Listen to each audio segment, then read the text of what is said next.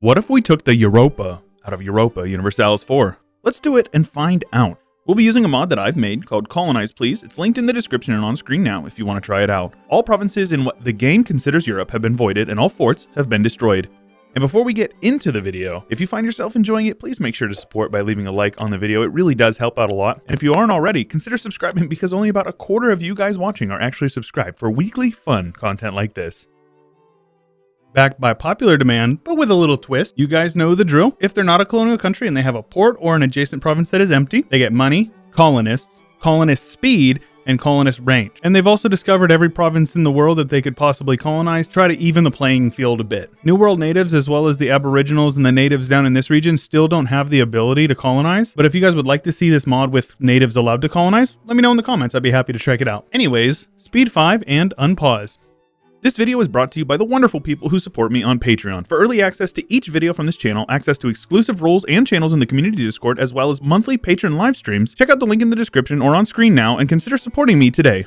Right, into the video. It's kind of hard to think about how this will really affect stuff. And within a couple of months, we already have people into Anatolia and Iberia, of course. It seems actually that Portugal did exist in Ceuta. Also, yes, I got comments about this in the first one, even though I thought I had explained it. The way that the game is written, this is considered Europe, this is considered Europe. It's nothing that I did. When I deleted the provinces, I just went based off of what the game called Europe. I'm not a dum-dum, I know a little bit of geography. Okay, I am a little bit of a dum-dum, but I do know some geography. Seems like the Siberian frontiers are being filled in by the guys over here. The Mamluks are working their way over here into Anatolia. It seems that Morocco is trying to attack Portugal, eliminate their opportunity to compete with them. Though if they don't full annex them, Portugal will get exiled to Lisboa, their modern day capital. So I've got a couple of questions for you guys. Who do you think will get the most of Europe? And how do you think that will affect the game? Like, I kind of want to say that whoever gets to the English Channel and starts to collect over there will make a lot of money and will become super strong. But that's not necessarily always the case because sometimes Great Britain just crashes and burns. So I don't know, but I'd be curious to hear what you guys have to say in the comments below the video.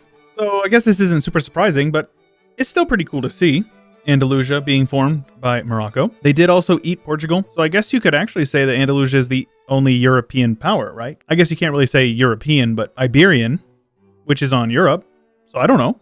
We have Dalkadir over here getting set up in Italy, as well as over here in Constantinople. If they could get big enough, there's definitely a decent bit of development over here, and we all know that there's a lot of development in Italy. It looks like Uzbek is actually more interested in heading into Siberia than it would be over into Russia. And Andalusia is actually picking up all of these local trade centers over here, which I think is pretty sweet. So I wouldn't be too surprised to see Andalusia become the major power in this run. But it's a bit slower than it was the last time around. I assume it's just because a lot of these countries don't really have an economic base to work with. That's why I actually give them money with the modifier. It's 4 ducats a month if you do the math, and colonists cost 2 per month, so they should theoretically have the exact amount that they need, but I think the AI calculates it a little differently. Though one thing I forgot to look at is what's going on over here in the New World. We have Sussy in Brazil, more Sussy in Brazil, Sussy in La Plata, Marrakesh La Plata, and Marrakesh, Brazil. So Andalusia is going full colonial as well. Tlemceni, Colombia. I appreciate that. A little under 50 years in, and I'm a little disappointed to how things are going. It seems that a lot of the AI has a hard block that will not let them get into Europe. For some reason or another, it's essentially only Andalusia and Dalkadir splitting Europe. I think Nogai colonized a couple of provinces right in the very beginning and then stopped, as did Uzbek. Uzbek colonized a couple of provinces over in this area and then came over this way and then never went farther than the Urals. So we do have a big strong Timmy, so that's something to be said. We've got a bit of action going on here with Tunis and the Mamluks versus Dalkadir, but I wouldn't get your hopes up for the Mams because Dalkadir's got 1700 development. Their economy is pretty clean, and they've got 140,000 regiments. Meanwhile, the Mams only have 70. Yeah, it's not looking good for them. Andalusia's rocking a cool 138, and they're colonizing a bunch of the New World, so that's good for them. It seems that they integrated Sus, so then suspicious Brazil becomes a colony of Andalusia instead. You got a few of these Federation guys over here, but I like this one. I think this is a good look. Hawaii. All the land that could be colonized over here has been colonized, and boy is this an ugly area. We have a united Manchu, and they seem to be doing quite good. Well, how's this for an interesting development? We have a room here, and it appears that Shirvan has also been hopscotching around a bit, and now Shirvan is over here in Ireland. We have the good old roomy Baltic, appreciate that, Andalusian Western Europe, and Andalusian Britain. Though, I'll be honest with you, I would not be surprised at all to see these guys absolutely pop off because they have some of the most powerful ideas in the game. And I think the reason why these guys are getting a little more brave and starting to colonize is because part of the mod is that they are more likely to take explore expansion if they have ports. Even Manchu took exploration. Port Tlemcen had their colony in Colombia taken over by a native to Texas. But it also looks like these guys control the northeast. So yeah, this native tribe is actually the 5th great power. I respect it. I respect it. And rum is definitely catching up to Andalusia. This is certainly not what I expected, but I'm actually kind of down to see like this clash of titans. I don't know, does this disappoint you guys, or is this something that you're excited for as well? Rum continues to grow, as does Andalusia, but it appears that we now have a breakaway emirate of Aragon, who is a vassal of Andalusia. Yeah, that might explain why they're releasing subjects. If they were to get disloyal, that could make things a little interesting, but for now it looks like they're going to be hanging in there. And it appears that most of the colonization is done, with a couple of small pieces to fill in over here. You can see they don't seem to have many cores or claims on each other, but they are rivaled to each other. So it appears that our two Sunni brethren here are going to be fighting it out sooner or later. I just appreciate that there's like this sea of Sunni Islam over here, and then you get to Ireland.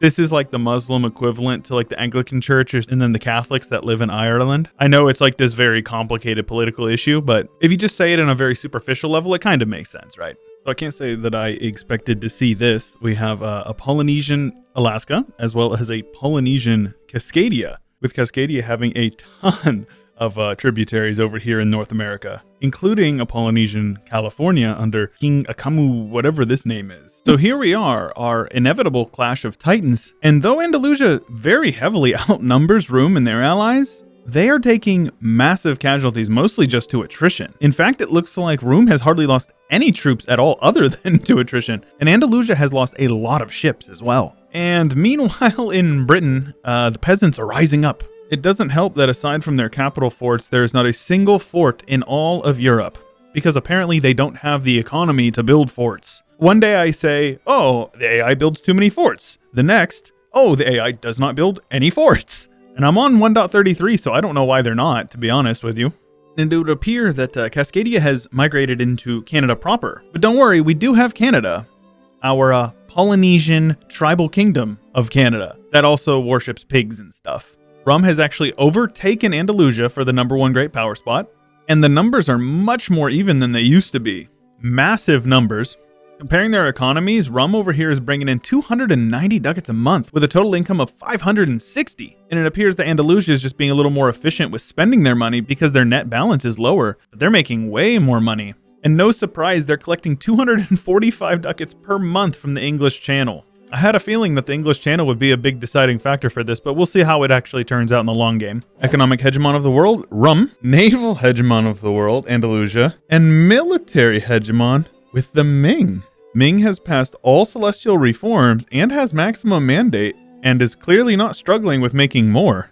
Oh yeah, Ming is definitely having a good game. Rum very much in the lead in terms of the great power status, but Andalusia close second still. And then it just completely falls off. Adal at 4 and Bahmanis at 5. New World is like really slowly consolidating, but it's nothing super over the top. But we do see a pretty gnarly Congo, so that's something interesting. And Mutapa has also migrated down to South Africa, and Kilwa has migrated over to Madagascar. And when it was all said and done, we have a cool looking Somalia over here. Not a tag you see very often, especially from the AI. Maywar and Dakan, another rare tag, so I appreciate that. Ming had a great game, even though they didn't take advantage of any of the mod mechanics, but you know, it is what it is. And the MVP of today is definitely Rum. It seems like they probably beat Andalusia in a war, and they lost their hegemon status as well as Ming somehow. But Rum with a cool 8,000 plus development, looking very solid. Nogai and Shirvan migrated up here into northern Russia, which I appreciate a lot. And the New World is doing what the New World does. Much like one of our last videos, we also had a Muiscan Rio Grande, which is funny because they're just literally natives from South America. Look at this Inti tribe down here in South America. That is so cool. And they have probably one of the cooler flags in the game as well, in my opinion. They took over all of Andalusia's colonial empire, which is cool. We still have our Polynesian hegemony in Canada, Cascadia, as well as California, and Greenland, apparently. As far as cultures go, Andalusian looking pretty good, and I'm sure that there's some people that would be happy to see this one. Religion?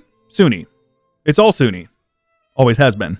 Animist in North America, Inti in South America, as well as some of Central America, and China looks pretty much the same, as well as Southeast Asia. Australia is a Chinese Hindu nation, which is very good, and it looks like it was formed by bone. Shout out Bone. All my homies love Bone. If you enjoyed that little video, please make sure you let me know, leave a like on the video, and if you haven't already, like I said, you can subscribe and ding the bell. You'll get notifications when I upload new videos. If you want to support me, you can get early access to every video on this channel, as well as exclusive live streams, so check the link out in the description below the video. If you want to join my Discord, my subreddit, my Twitter, it's all linked in the description below. But that's all I got for you for today. Till next time, guys, stay chill.